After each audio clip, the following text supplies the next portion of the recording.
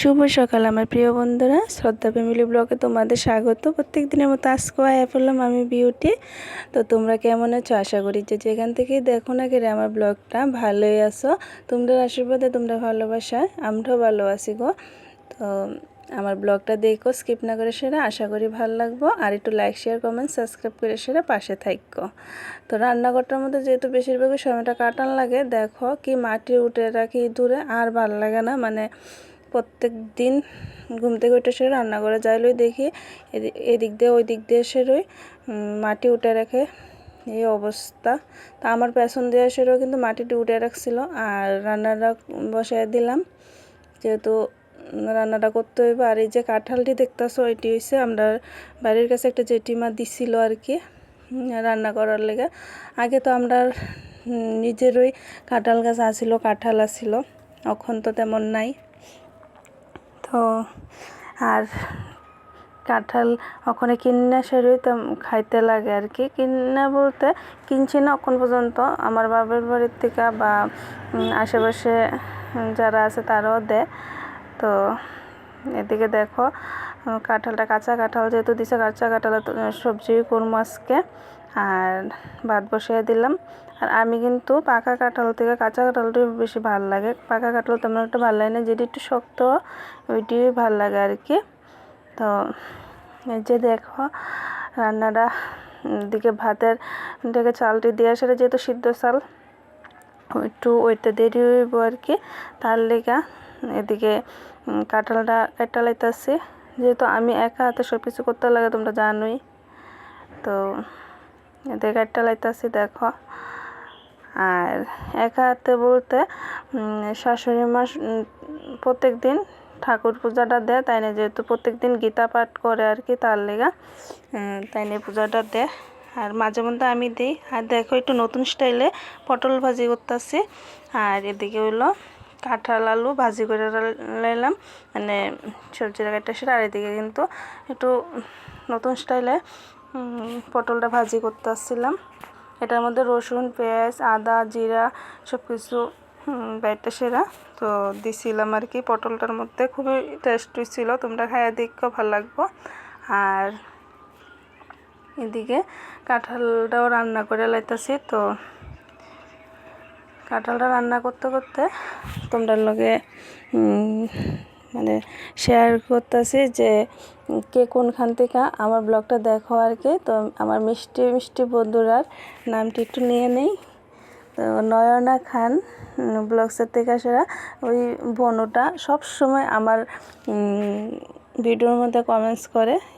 তো মানে অনেক ভালোবাসা দিয়ে শুরু করলাম, লেখা শেরই দিছিল কালকে ব্লগটার মধ্যে আর কি। তো বোনও এভাবে পাশে থাকো গো, তোমাদের পাশে থাকা আর এভাবে সাপোর্ট পাওয়া অনেক দরকার আমার।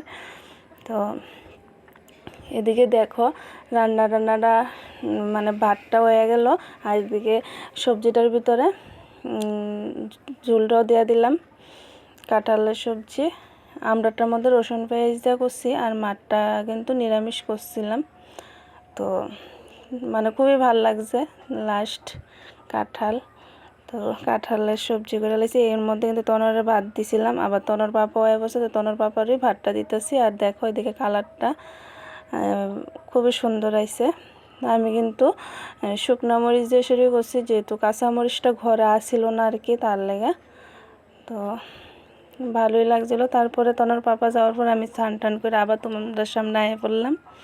তারপরে আমি ভাত খাওয়ার লেগে বইলাম। দেখো পটল ভাজি আর একটু কাঁকরোলের সবজি আসছিল। আর এদিকে হইলো যে কচুটি গলা ধরে না আর কি, ওই কচুটি দিয়ে সেরা শীতল দিয়ে সেরা করছিলাম। আর এই যে কাঁঠালের সবজিটা। তো ভাতটাত খাইয়া লাইতেছি, ভাতটাত খাইয়ে সেরা তারপর অন্য কাজটি করবো আর কি। তো আরেকটা বোনও, আমার মিষ্টি বোনও নতুন সদস্য, আমার পরিবারের নতুন সদস্য হওয়ার লেগা অনেক অনেক ভালোবাসা গো তোমার লেগা। শাবানা ব্লগস বোনটার মানে ব্লগের নাম। তো শাবানা বোন, তোমার রে অনেক অনেক ভালোবাসা জানাই আমার পরিবারের নতুন সদস্য হওয়ার লেগা। তো কালকের ব্লগটার মধ্যে তুমি কমেন্টস করছো যে দারুণ অসাধারণ, তো তোমার কমেন্টসটা দেখে অনেকটাই ভালো লাগছে গো।